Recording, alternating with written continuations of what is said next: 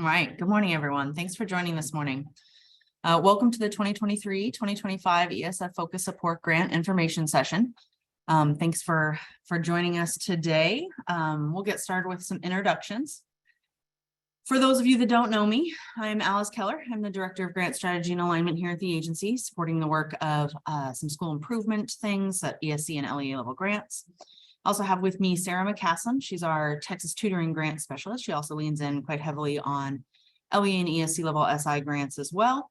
So we'll be your hosts this morning. Feel free to drop some questions in the chat if you have any, and we will try to answer those as best we can. Sarah's also going to drop the link to this deck so everyone has it live, if it's easier for you to kind of view alongside our presentation this morning. Feel free to do that. This morning's session, we're going to give a big picture overview of what the ESF Focus Support Grant will look like in this upcoming cycle. We'll chat a little bit about grant requirements, move on to the grant application itself and some timelines. I'll provide a few next steps for you all, and then we'll have plenty of time for questions at the end. I would like to add this little caveat here at the bottom.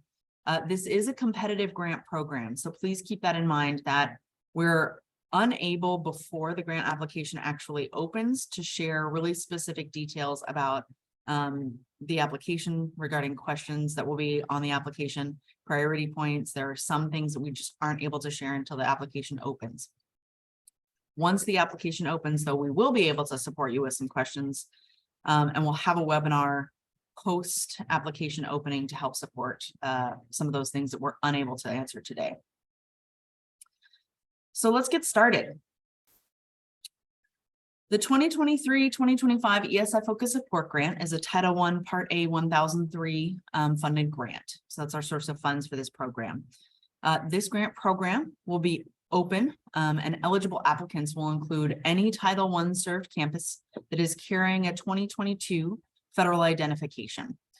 You'll see those 3 federal identification labels here. That's comprehensive support and improvement, additional targeted support, and targeted support and improvement.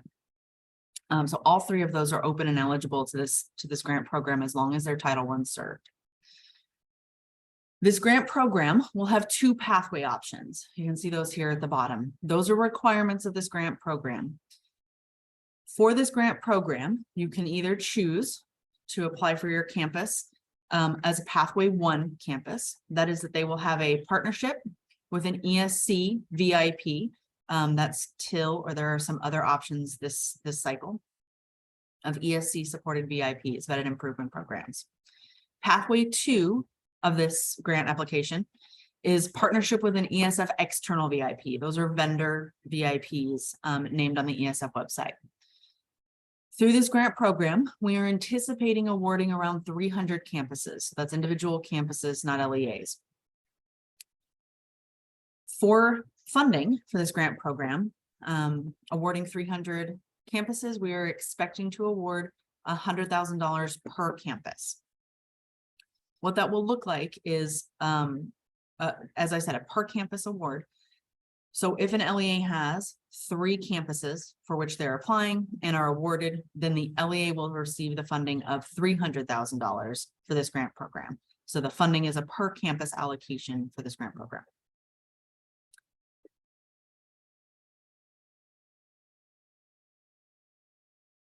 Let's chat really quickly about grant requirements. We're going to start off with some high-level overall grant requirements.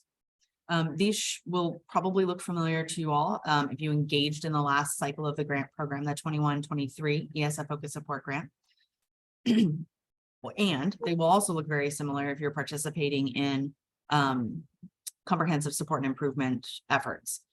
These are pretty much the statutory requirements.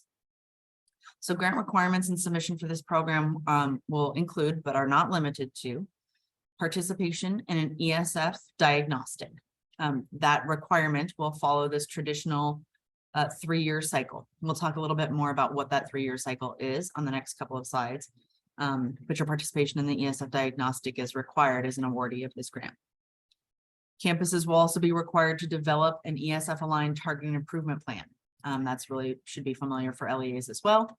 that will be on our web-based TIP platform, and should be familiar for those of you either participating in the ESF Focus Support Grant in the 21-23 cycle, or again in comprehensive status that are participating in the SIG.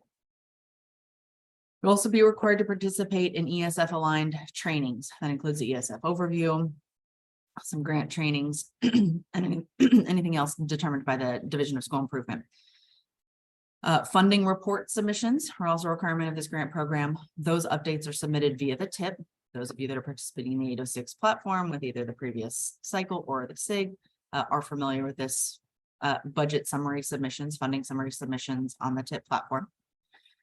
As we said, the two pathway options, your campus and district will be required to partner with a VIP, either ESC, TIL, or another ESC VIP, or an external VIP. The partnership is a requirement for both years of the grant program, since this is a 2-year grant program.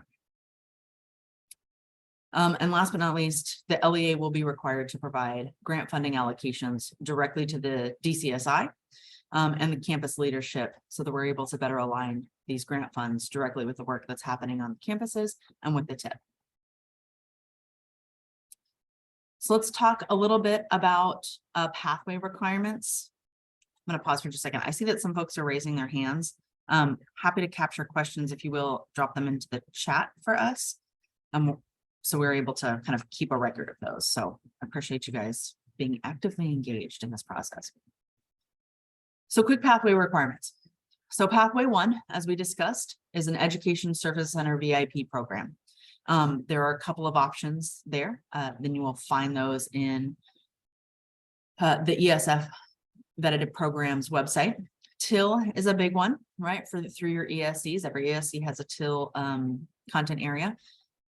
There are other ESC VIPs, newly awarded VIP status for this upcoming cycle and school year. So please find those additional information and acknowledged VIPs on this website. Requirements for this pathway will include, but again, are not limited to, participation in each of the 3 pillars of support for campus instructional leaders and principal supervisors. Those include face-to-face professional developments, implementation support, as well as one-on-one coaching for those campuses. Similarly, for pathway 2, external VIPs, again, the list is here on this ESF VIP website. Requirements will include, but are not limited to, for those campus instructional leaders and principal supervisors, face-to-face professional development, implementation support and one-on-one coaching, and any VIP specific requirements. As a quick note here, VIPs, there are some new VIPs added for this upcoming school year. So know that this ESF website has been updated within the last few weeks, honestly. So please be sure to check that as you prepare for application of this grant program.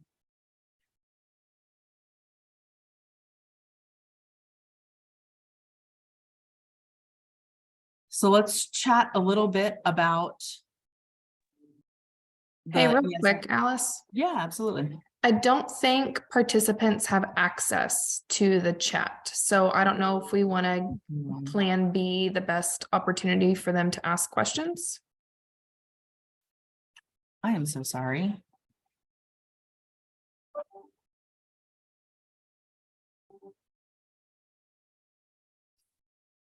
Okay, so let's chat really quickly about ESF diagnostic clarification. So campuses engaged in this work are required to have an ESF diagnostic every 3 years. What that looks like is if a diagnostic for your campus engaged in this work was conducted in spring of 2021, the first year of implementation is that school year 21-22. Second year of implementation is 22-23 school year. So your third year of implementation would actually be next year, 23-24. So at the end of that third implementation year, spring of 24 is when a new diagnostic would be required. So know that that's the 3-year cycle that we refer to. Your ESCs will help you with identifying that ESF diagnostic cycle, as well as Center for Effective Schools. So if you're unfamiliar or don't have any record of when your campus might have last received a diagnostic, we will be happy to support you in understanding that process. But know that it is a requirement of this grant program once you are engaged, to have a diagnostic every 3 years.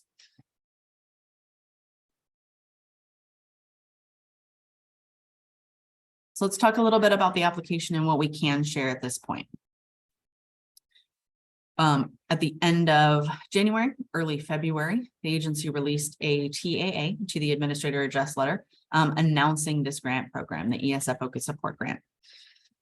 We are right now kind of in between these first two bullets, right? Hosting an informational session to give everyone an update about where, what that new grant program will look like.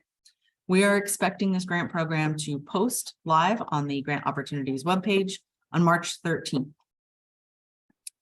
I recognize that that is likely right in the middle of some of the LEAs on this call's spring break window. It is kind of an unfortunate timing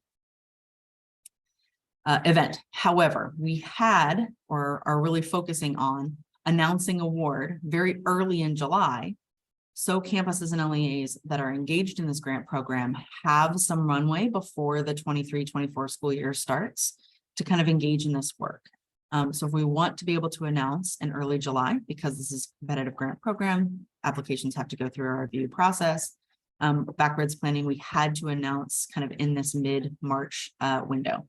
So I recognize that that is less than optimal timing for some of our LEAs, or we're going to do everything we can to support LEAs that are interested in applying, making sure that you have as much support as you need in that process before the application window closes. You'll see here on April 21st. So we're doing a little bit more than 30 days to complete application process for this grant program.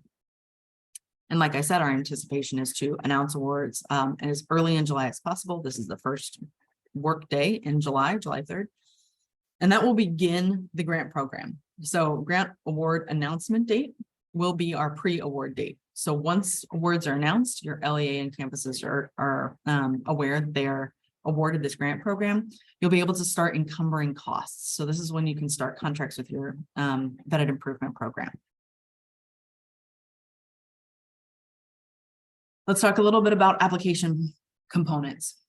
So because the ESF Focus Support Grant is a competitive style grant, this is a paper application, right?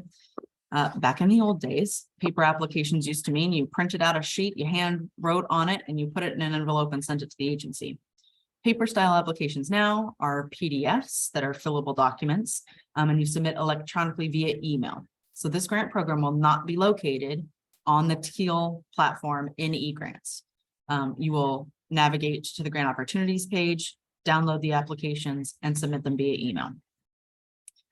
This cycle, there are 4 different components for the paper application PDF version.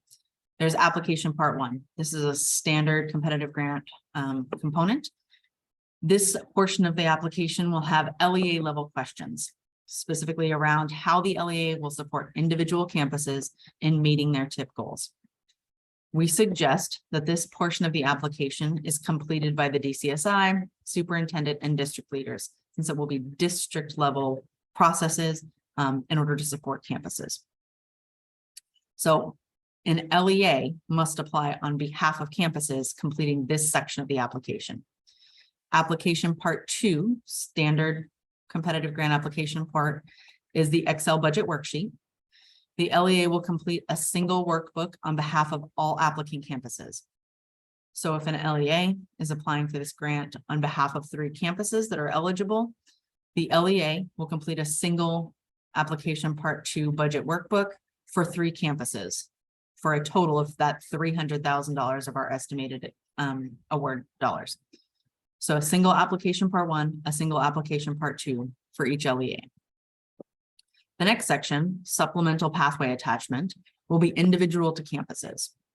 So if an LEA is having 3 campuses apply, they'll include 3 supplemental pathway attachments, 1 for each applicant campus. Again, this is just an example. You may apply for more than 3 campuses. I'm just using 3 as a good even number. So supplemental pathway attachments, 1 attachment completed by each campus for the pathway of choice, either pathway 1, NESC VIP, or a pathway 2, external VIP. Our suggestion is that this portion of the application is completed by campus leadership, the campus intervention team, or that they're at least actively involved in this portion of the application. This portion of the application will roll almost directly to the tip that the LEA and campus outlined for the grant program. So it's important that those campus leadership folks are directly involved in this portion of the application. The last part, memo of discussion, is a new piece of this application for this 2023-2025 ESF Focus Support Grant. Memo of discussion is a confirmation from the ESC or external VIP that support by the LEA and for the LEA is understood, and that the VIP is aware that the LEA is applying for this grant program. This is not a formal contract between the VIP and the LEA. This is simply a way for the LEA to have a better idea of what the expectation is from the VIP. Some funding pieces probably are happening in that discussion, and providing an opportunity for the ESC and external VIP to know that your LEA and campuses are applying for this grant program. So they're able to do some planning internally. So as part of this memo of discussion, you will submit one memo of discussion for each VIP that your LEA will participate in. An LEA may choose to apply for Pathway 1 for some campuses, Pathway 2 for other campuses that are eligible. And in that case, you would submit one memo of discussion for your ESC pathway campuses, one memo of discussion for your VIP selected campuses for each vetted improvement program.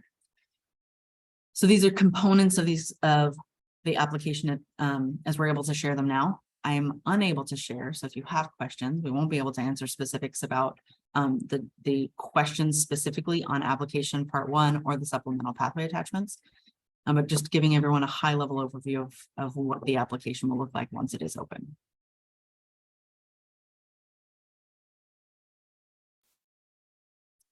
So let's chat a little bit about next steps. What's coming up next? We're releasing information to you right now via this webinar, via this information session. So we did release the TAA the week of January 30th. It actually came in on February 2nd. TAA is released on the Thursday of a week. And the link to that TAA is here in this deck if you would like to review it. Following this grant information session, we will post to the website listed here, our SI LEA grant web page, this slide deck, so everyone has it again. We'll post to this webinar recording so everyone has a copy. And we'll also post some FAQs. So unfortunately, since we didn't have chat on, we will record those as best we can and then update an FAQ so everyone has a copy of what we were able to respond to via this information session. I know that we are going to be limited in what we can answer today. Please know that there will be a grant webinar after the application opens to offer more support around specific questions and review application details. I don't want anyone to feel like we're withholding information. We're just going to answer everything we can as best as we can. And then we'll have another session once application is posted where we can be a little bit more specific for everyone. So as you're thinking about how you can get support for your grant application, I want to be really clear for everyone about what is allowable. EDGAR rules prevent the use of federal funds to pay for grant writing. So an LEA may not use this grant program because it is Title I Part A 1003 funds. You may not use this grant funding to pay for a grant writer for this application. However, your VIP, whether it be an ESC or an external VIP, may provide you technical assistance throughout the application process. Technical assistance can include consultation regarding alignment of your application to the ESF. It can include collaboration regarding your VIP services. And it can also include grant application review. You may not use federal funds to pay for a grant writer. I just want to be really clear about that for everybody.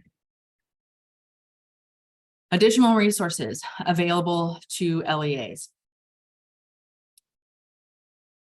All previously awarded grant applications and non-awarded grant applications are available on the TEA Grants Awarded data page for reference. So on our last iteration of this grant program, 21-23, all applications are posted on this website. So you as an LEA or support provider may reference these applications for some guidance or ideas around what was an awarded application and what was a non-awarded application. So please use this as a reference and support source for your upcoming application. So I have a few FAQs that I know are going to come up, that I've heard come up most recently about the last grant cycle and then anticipation of this new cycle.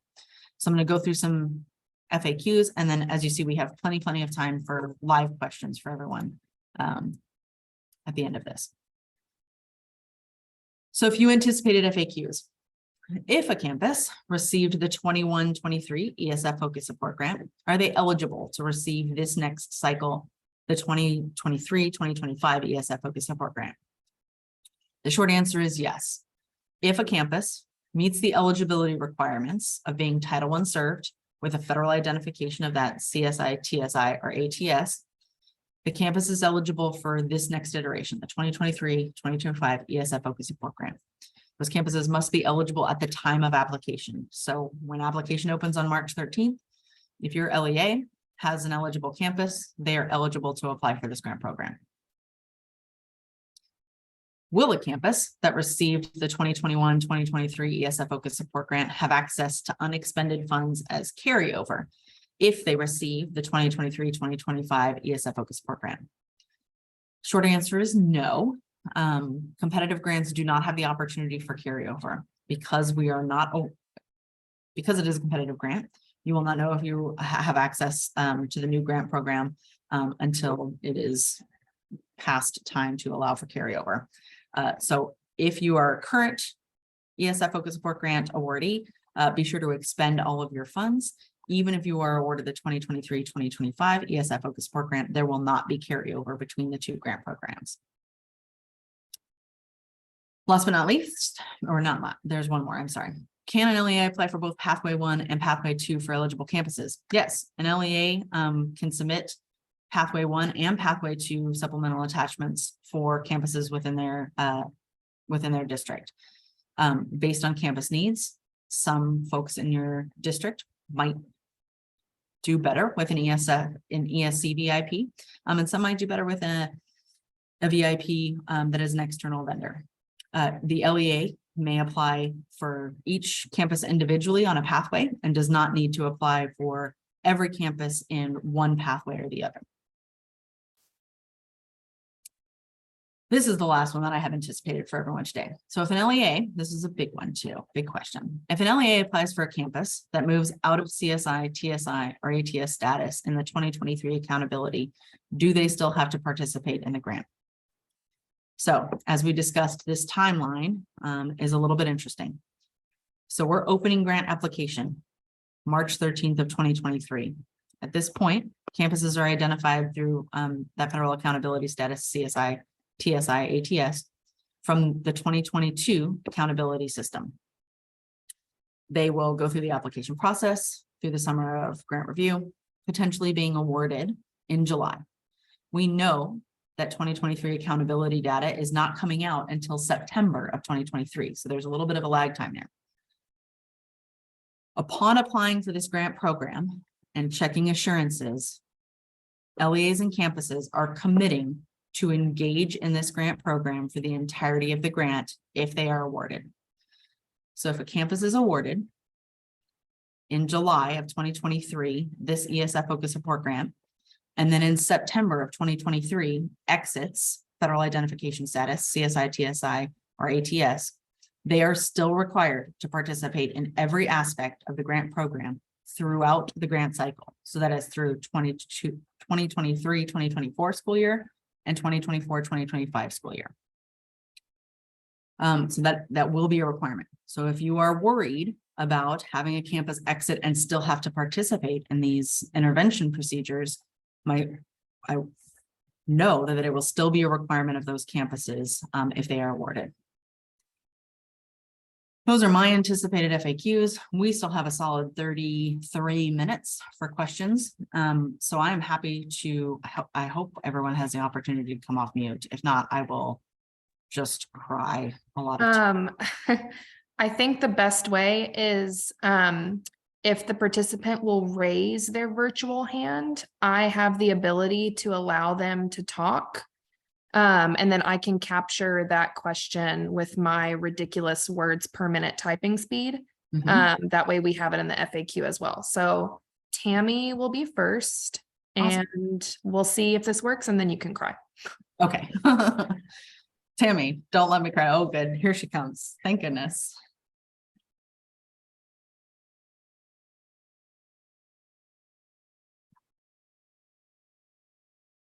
Tammy, I think you can come off mute and then.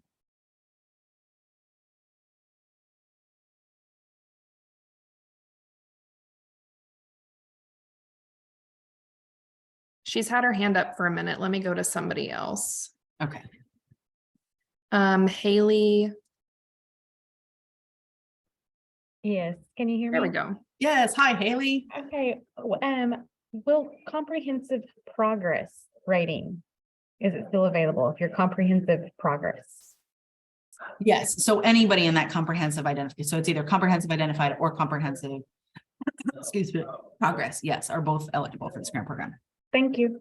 Yes. Thanks, Haley.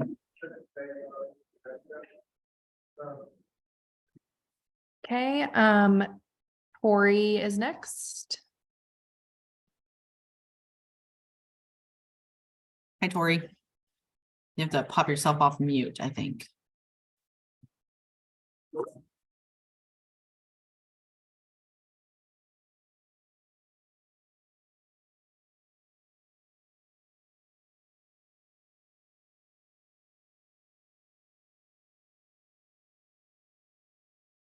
Okay, let me see if Dawn is ready for a question. Good morning, yes.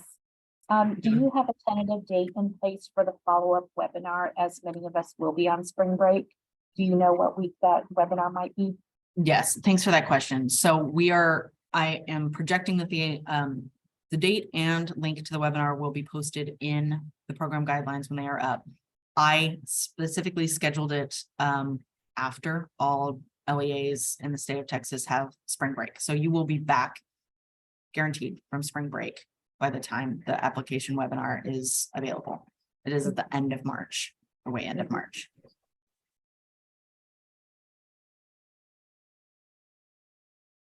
Okay, is Tori, do you have a question? If not, I'll pop somebody else in. Okay, Maria.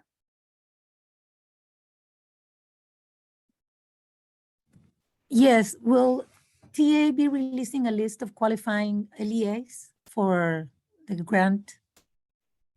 Yeah, thanks for that question. Yes, we will post a list of eligible applicants with the grant program. You can, if you're from an LEA, kind of anticipate who that is. The LEA selects Title I served campuses via their ESA consolidated. And you have information about whether or not your campus is federally identified. But to make life easy for everyone, we will post a list of eligible applicants with the application on the grants opportunities page.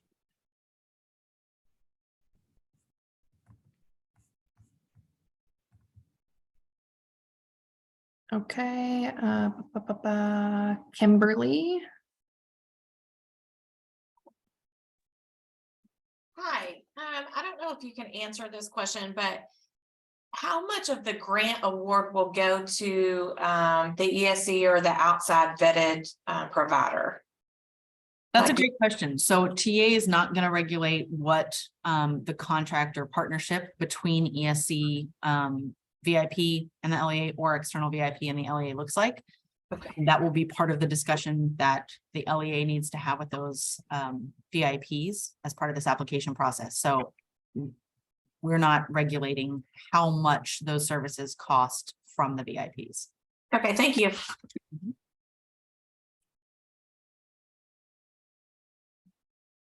All right, Ashley.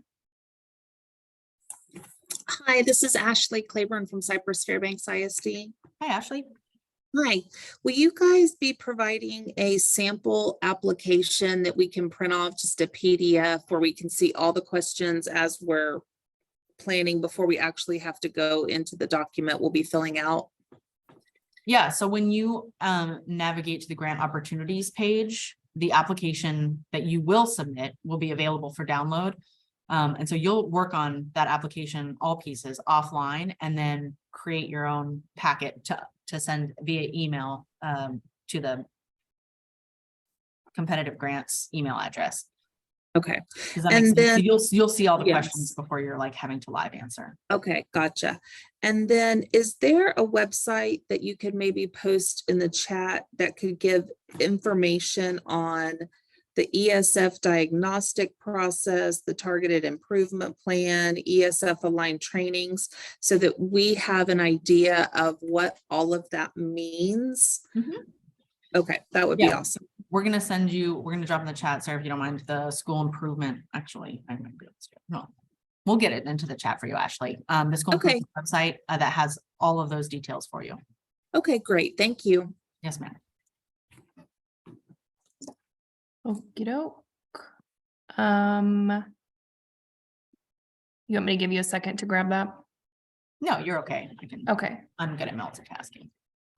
Maybe. Ronnie. Dr. Renfro, hello, how are you? I'm doing great, Alice. Thank you for setting this up for us, even though we're on trial days and I'm actually on break still. Timing is awful. One of the questions I had, since we are doing one of the first ones, is we have some schools that are feeder pattern in this year's grant. Are they going to allow us to discuss feeder patterns during the application, or is that going to be again like it was this past one in negotiations? This is a great question. So there is feeder pattern allowability. Let me give a little bit of context, Dr. Renfro, because I'm not sure everyone has as much familiarity as you do.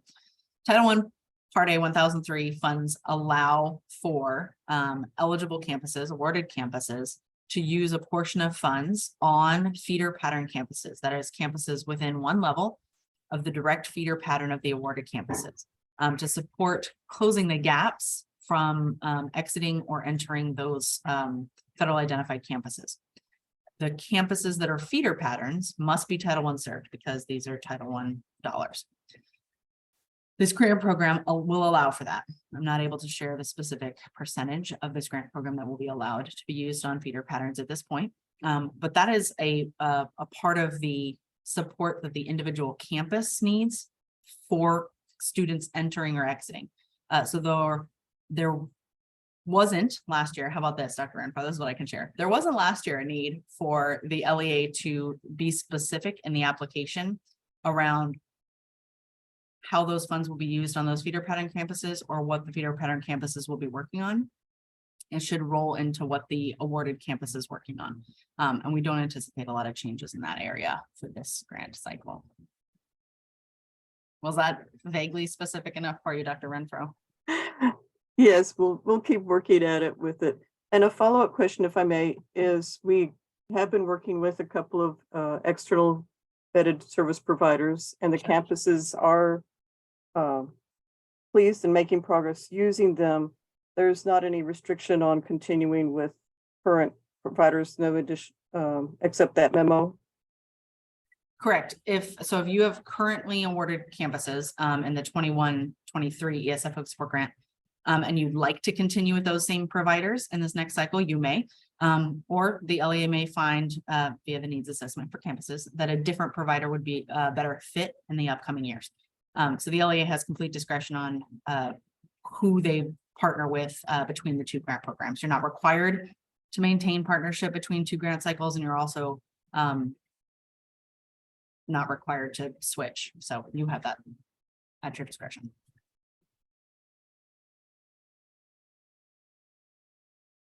Any other questions, Dr. Renfro?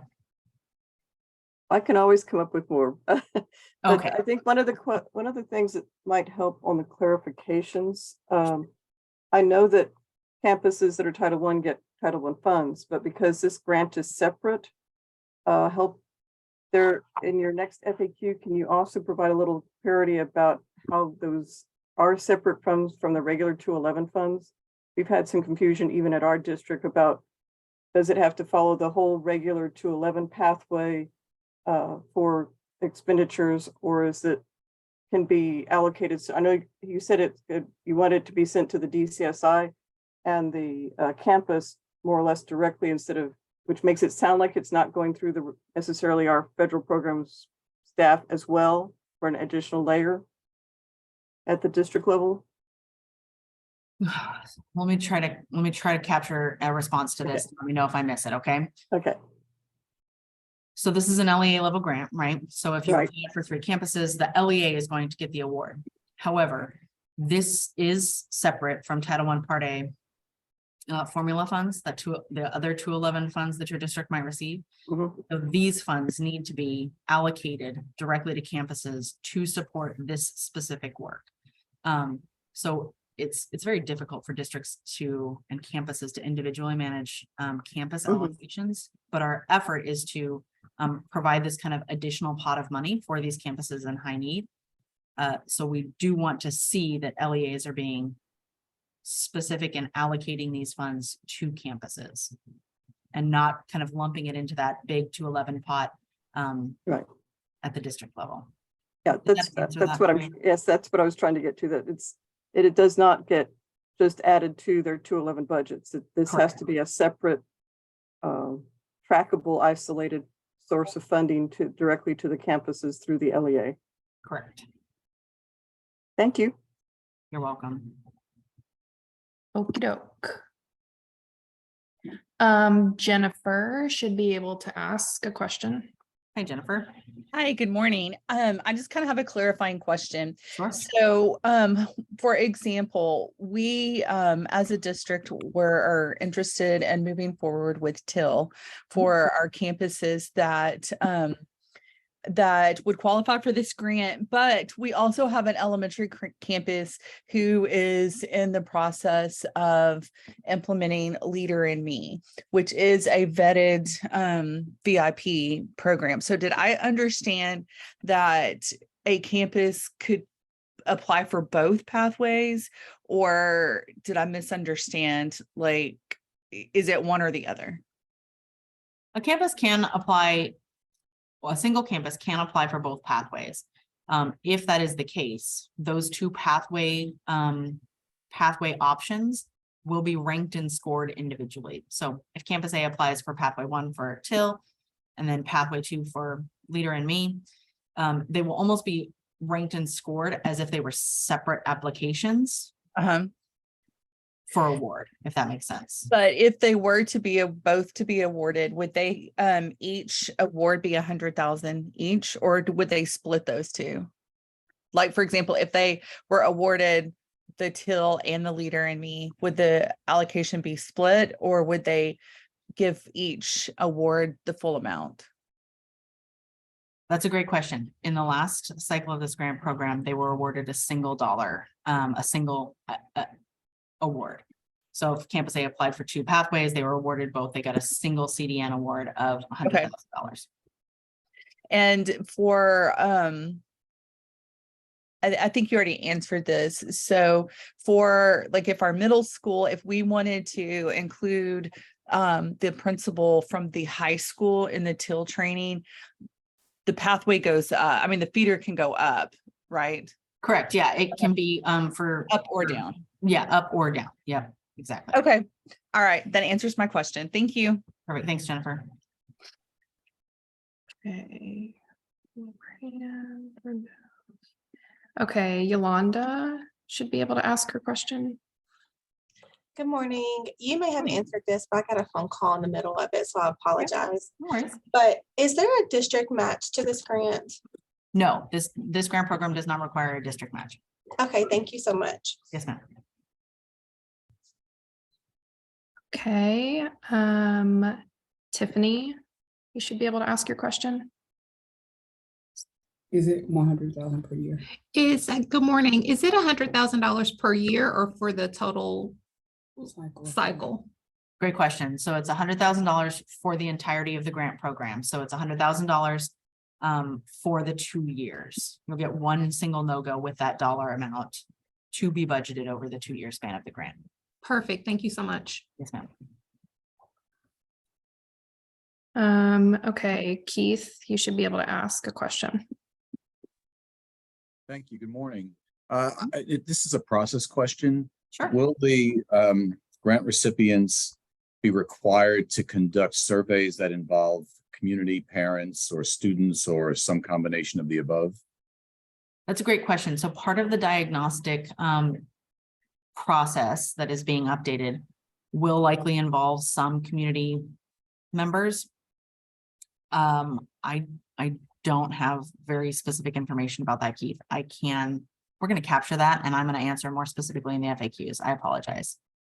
Okay, But it thank is you. part of like the diagnostic process. Well, because the current process has been requiring surveys Mhm. that have changed over the last couple of years, but still there was a survey, and I just was wondering if that would be connected to this grant as a requirement, that they be administered to parents of kids at the school, or faculty or students, or any or all of those groups. Those components have been a requirement of the diagnostic. As I said, we're updating the diagnostic process. So I can provide some more specifics about that on the FAQ. But that has been a portion of the diagnostic in years past. You're correct, Keith. Okay, all right, thank you. Yes, sir.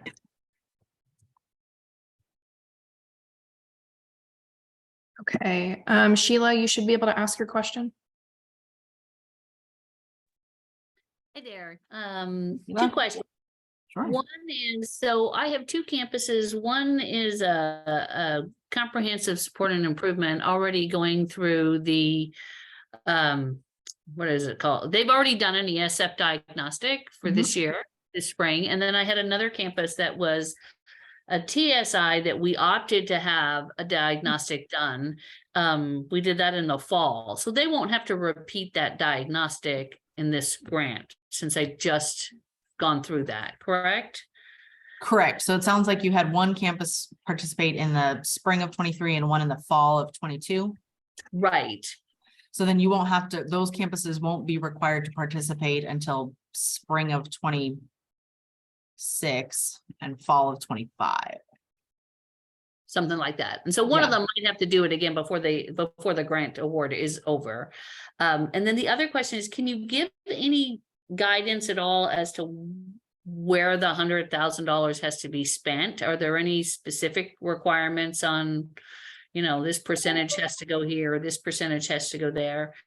That's a great question. So in the last cycle, we gave a little bit of guidance around what could the dollars be spent on. There is not, aside from what I previously mentioned about a limitation on a district reserve to use on feeder pattern campuses, outside of your partnership with your VIP, right? So as I said, we're not limiting that cost or giving any guidance around what that costs to partner with those VIPs. There's not really a limitation on how the LEA and campus spend this money. The grant program will provide a little bit of guidance around, here are some ideas of things to use these funds on. But there's not a percentage requirement in any certain area other than your partnership with your VIP. Okay, great. Thank you. Okay.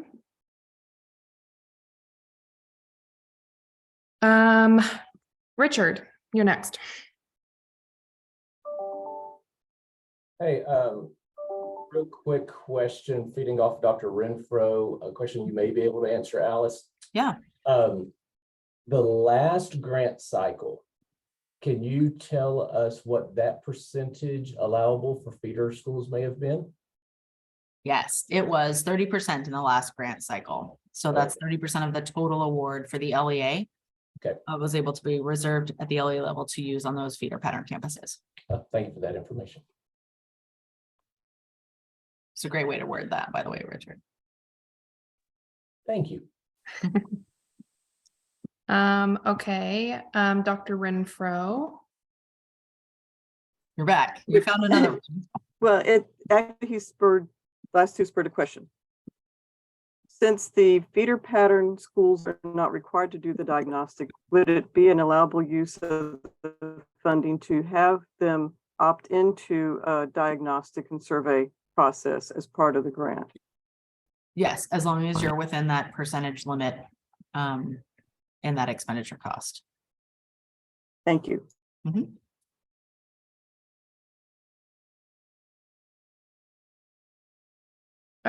Christine, you should be able to ask. Hi, Alice. Hi, Christine. How many estimated campuses are going to be eligible for this? That is a very good question. Last year, our eligibility pool was 2,700 campuses that were Title I served with those 3 federal identifications. So it's similar likely this year, and we will be awarding 300 campuses this cycle. Last cycle, we only awarded 230, so we are increasing that number of awards for this cycle of the grant program. Thank you. Yes, ma'am.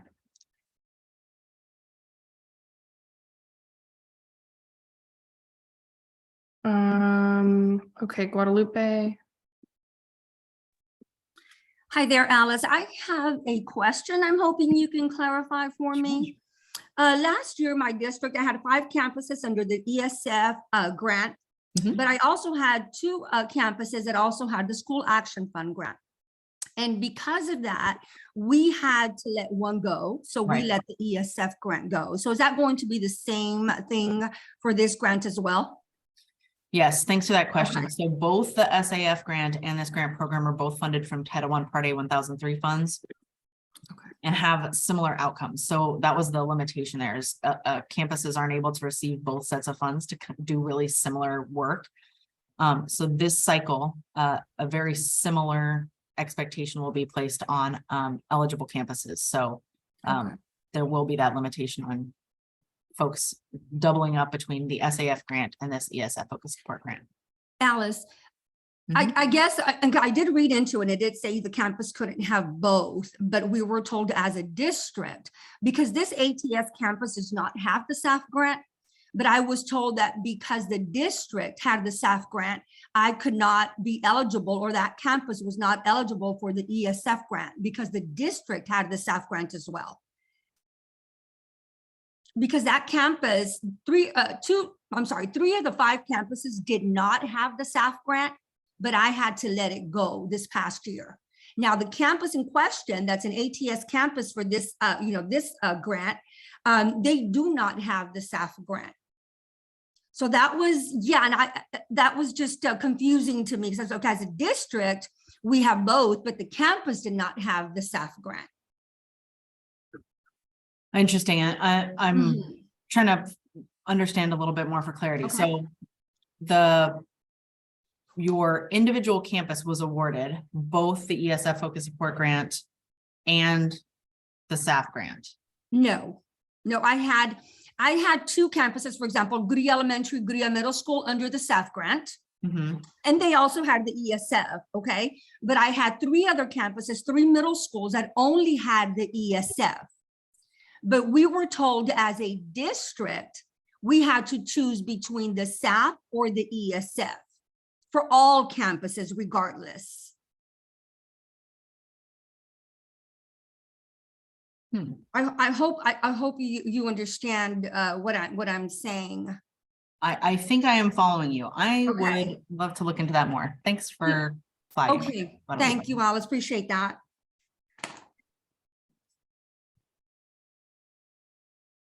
Sarah, correct me if I'm wrong. I think that was everyone with hands up. Yes, that was everybody with a raised hand, unless I see any more pop up. Yep. Oh, one more popped up. No. Larry, go ahead. Do you know what the cost of the vetted improvement program is? That's a great question, Larry. So each vetted improvement program is kind of individualized in that. ESCs set their own price points for TIL and other ESC VIPs. Vendors obviously set those price points individually. The ESF website does not name costs aligned with each vetted improvement program. That will need to be some digging done on behalf of the LEA in this process of considering vendors to meet the need of this grant program. Gotcha. Thank you. Sorry, Larry, I don't have a better answer for you there. And then Carrie. Hey, has a Carrie. question. Yes, hello. I've got a question about the tip. Do you have to somewhat have a draft tip ready to include in the application, or does the tip process come after you've been awarded the grant? Yeah, you won't submit a tip as part of the application process. You'll be trained after you're awarded on developing a tip, and then you'll submit a tip in the beginning of the 23-24 school year. So you won't have to have that ready at application time. Okay, thank you. Yep. Okay.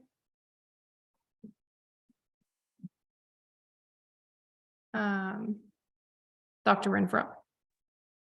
Do you, do you expect that the tips will have to be board approved for all the campuses again this year? That was a change from prior years when only the state accountability campuses had to have their plans approved. And this year, the targeted schools and additional targeted schools or grant schools all had to have board approved tips. Will that continue with this grant? That's a great question, Dr. Renfro. These campuses will follow the accountability documentation on the SI website as far as what parts of the tip need to be approved by the board. I don't have any idea about whether or not that process is going to continue, but Sarah's going to capture it. And if there is an update from the SI team on whether or not they anticipate that process continuing, we'll include it in the FAQ for you, Dr. Renfro. Thank you.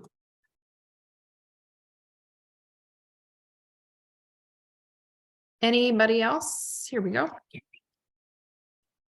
Carrie, you should be able to. Yes, one more question. Can you tell us again where the sample grants are located? Yes, I would be happy to. Thank you.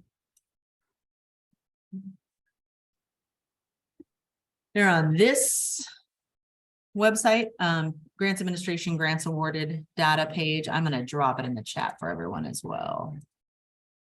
So it's easily accessible. You'll see there's a list of LEAs, and know that LEAs are not listed in alphabetical order. They are assigned a number from document control. So they're numbered 001, 002, which is it's an arbitrary number, not aligned at all to the CDN or the LEA in any way, other than that was like the order that they were submitted to the document control center. So if you're looking for a specific LEA, you might have to like read every single one until you find it. And then all LEAs are listed that submitted an application, and there'll be a box to the right that either says awarded or it's blank if they were not awarded. Thank you. Yes. Annette, you should be able to ask a question. Hi, Annette.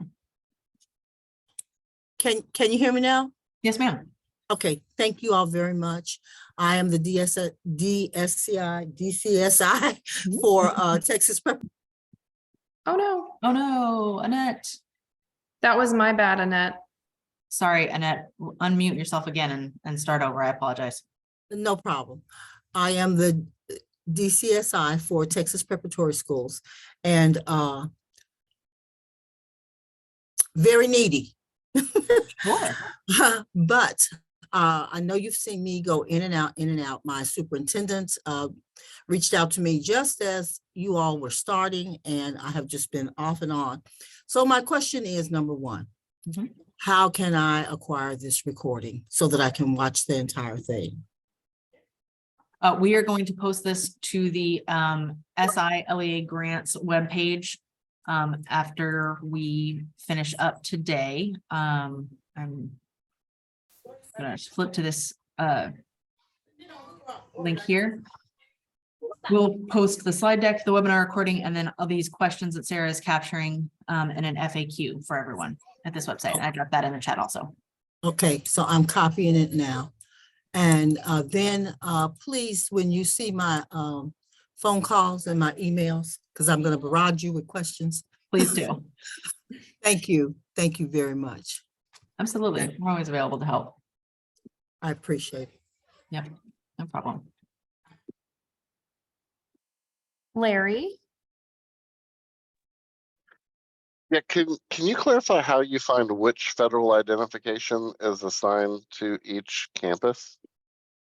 This is a great question. TexasSchools.gov. Let me navigate to that website and I will also post that.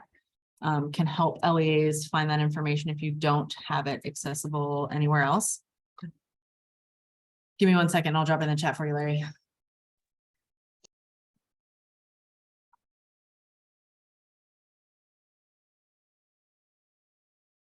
while she's finding that, if anybody else has questions, if you'll raise your virtual hand, we still have 2 or 3 minutes left.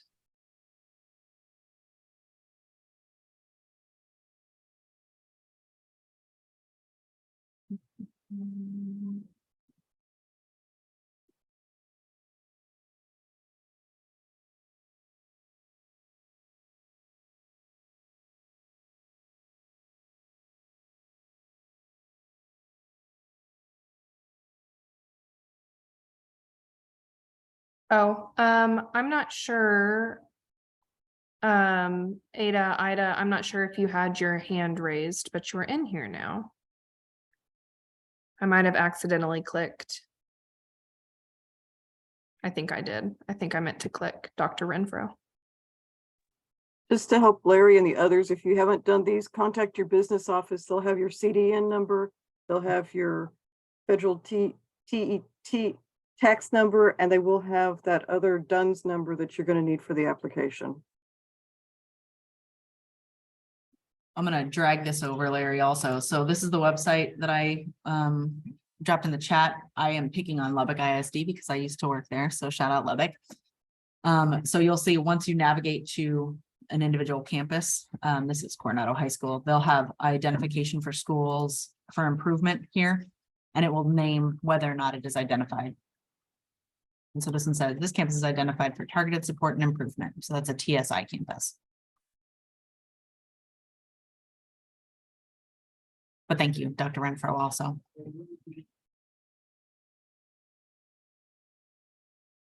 Okay, I see no more hands. Okay, and we're right at time. Everybody, I appreciate your patience with this webinar as we did not have chat on and ability to unmute yourself on. I will correct that before the next webinar. Thanks for everyone's patience today. Sarah, can you still see the slide deck? Mm-hmm. Okay. So here's our contact information. If anybody has any questions, don't hesitate to reach out to Sarah and I. We will make every effort to answer as clearly as we can questions that you do have, knowing that we are a little bit limited still on what we can answer before grant application opens. And I look forward to chatting with you all and helping you work through this grant program in years to come. So thanks for joining us today, everybody.